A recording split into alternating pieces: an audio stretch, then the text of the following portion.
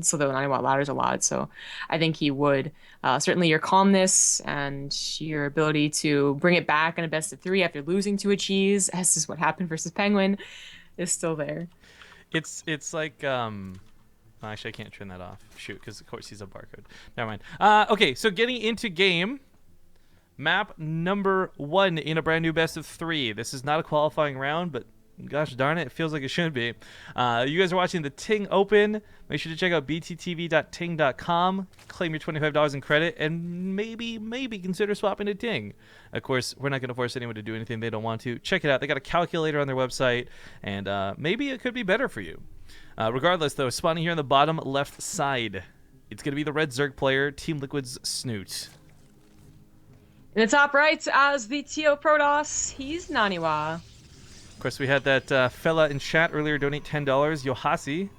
So he's cheering for Snute really hard. Just going to bring that up again because, hey, what do you know? We got Snute. Yes, we do. So it should be a pretty good match. It should be different than the last ZVP as well. Penguin, first of all, likes mutas. So a lot of his builds seem very structured to get to mutas in some way. But he also apparently likes, to abuse those lane drops. Snute has options to do all of that. If he wants to try and play mutas because maybe he thinks it'll work, he can do that. If he wants to do lane drops and cheese, he can definitely do that as well. But it's just not... I wouldn't anticipate, all 3 games, looking like that. Snute's probably going to play a lot more of the Roach games, a lot more of the... kind of mid to late games. As I never really knew him as a cheeser in the first place or all-inner. He was always that the pro gamer who could do it because you got to have some in your back pocket, but right. You wouldn't do it all the time. It's not something he relied on. It's like the difference Yeah. of Arthur versus any other Protoss. Which Arthur, I think, has been playing in ASL or something. I haven't seen that guy sign for any of our stuff. Kind of miss him because his cheesy games were fun to watch, but. At any rate, I am curious though, because you're right. Snute's going to play a little bit more of I'd say a more macro game. NaNiwa, I would imagine, does the same. And if this ends up being say 15 minutes, 18 minutes, I'm curious what compositions are going to look like for both of them, because NaNiwa is the one we're really questioning. Aside from watching him a few times on stream, and to be honest, usually when I'm in NaNiwa's chat, I'm being a shitty memer more than a viewer. But that aside, I really don't know how he's going to play this out against somebody like Snute. I think it's safe to say we know Snute's playstyle, we cast him enough, and you guys see him on the main streams of tournaments enough that he's kind of more well known in this situation. Well, we have a handful of lings on the way out, probably just for the adept run-in. You can, of course, use them to try and attack, as Lairlac Crest has the same problem as Ruins, where you either diagonal wall off, or you have a very large natural and large ramp to try and wall off, and that can be attempted to be broken down. So we'll see if the next round of Larva is going to be Lynx 2. So far it is. He might be looking to try and tear down that wall. I don't know if he got to see Penguin's games. I don't think he did, actually. I wonder what's more... Oh, there's drones. I wonder what's more difficult, though, on Lairlac, tearing down this back rocks and coming from behind, or tearing down that wall. That should be the case. I was going to say, it might be a wall, sure, but there's alternates here, whereas on Ruins, there were not. Yeah. I think if it was truly the all-in version, then break down the back rocks. But if it's this, which is almost like a fake, really. There's something else scouting that Snute's droning his third on the map for NaNiwa. Then try and get them to build as many pylons as possible. Try and get them to waste money on cancels and buildings and whatnot. So the style which NaNiwa plays, by the way, this is something we've quickly identified now, does go for later mothership cores in favor of getting other things up and running. Not the worst thing in the world, and it's not like a bad thing, like, oh my god, NaNiwa, why aren't you rushing out a mothership core? But it is scary.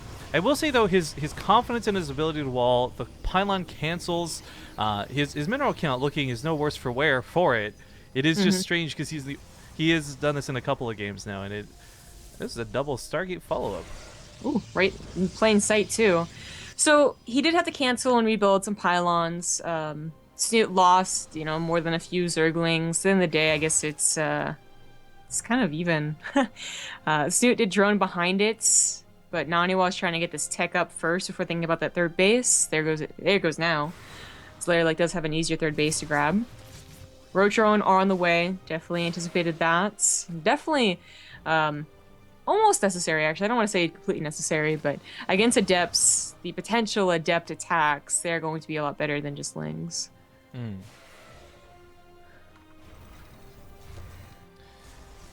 Well, I mean, the nice thing about Stargates is whether you're going for 2 because you're worried about mutas or you're just trying to get that production up, Phoenixes are not too bad units to have. And in fact, we've seen all too many games recently where Phoenixes can be really, really good, giving for the back end, lifting up lurkers, lifting up those Hydras.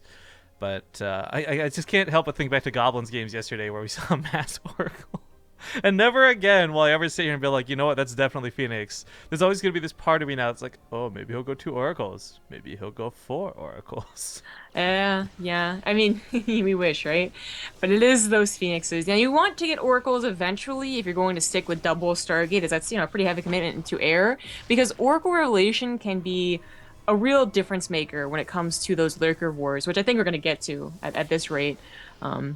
It's just that the Observer sometimes gets sniped off, intentionally sniped off too. Like, that's exactly what the Zerg is looking for, and Revelation can really save your butt.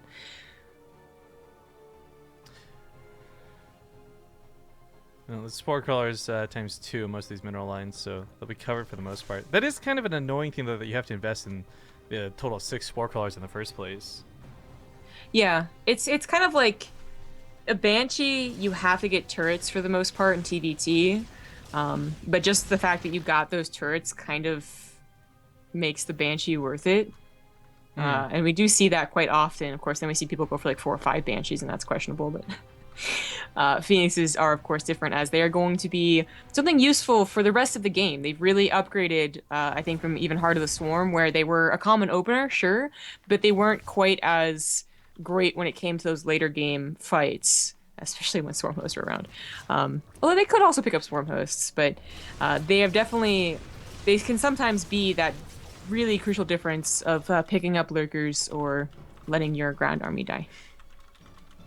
We do have double Robo on the way. Got 1 Robo and another one's just finishing up right now. So it's going to have plenty of Observers and hopefully plenty of Immortals, as the standard practice right now against Zerg is Immortal Charge Lot Archon. Maybe Storms much later on, unless they're trying to skyrocket to Broodlords. Then I guess you get the Tempest first. There's Templar Archives. Snute is doing something a little interesting in that he is going for Infestors fairly quickly, instead of an attack with like Roaches and Hydras, which he's never upgraded. Well, he is getting upgraded right now. So something kind of fun, I kind of find funny out of NaNiwa that I almost worry about against more aggressive Zerg players is like he puts a lot of his tech on the front lines, like right around these gateways, and against things like Roaches and Ravagers this would be quite bad. But weirdly enough, if Snute was doing something like Mutalisks, his tech is all segmented in these weird blocks, so the Mutalisks couldn't just come into the back of the main and kill everything without hesitation. Yeah. So that's kind of cool and kind of bad equally. I'm not sure. I guess it depends on the style of player you're playing against whether this would be a bad thing or not. But yeah, double Robos split up. The only concern I have there is like, okay, you're defending, the disruptors pop out, one's in a good spot, one's really not. Yeah. Robo placement has been a problem for me for sure, but also occasionally in pro games we see them get kind of dicked over for it. But now that That's a way to put it, yeah. It's advanced to 4 base versus 4.